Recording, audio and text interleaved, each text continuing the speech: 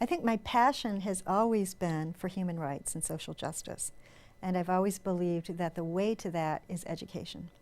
And I worked for CNN for a few years. I worked in educational publishing for a few years. I was an English teacher.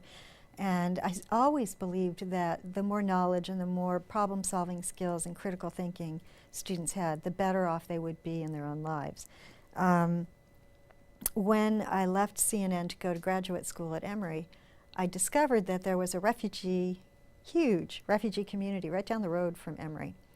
And so I started to volunteer in their after-school program, and as a teacher, basically.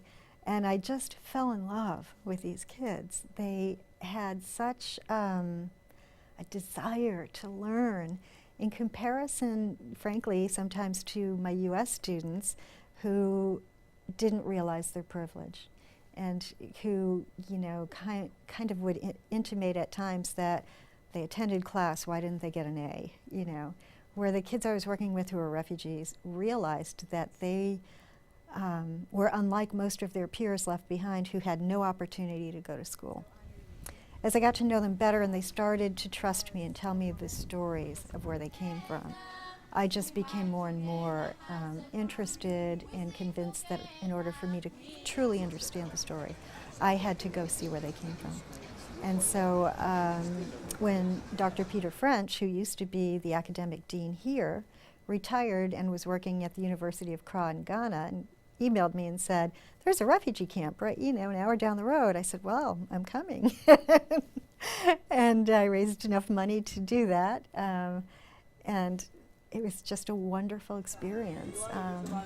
Tragic in many ways, in the terms of the life conditions of the people at the camp, but also, they also have some things we don't have. I think in not having the material goods that we have, they have a much deeper sense of family and community and non-material things that are valuable. So, that just said a lot to me.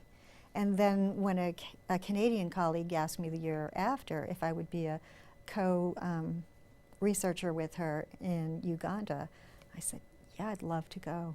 And that opened up even more for me.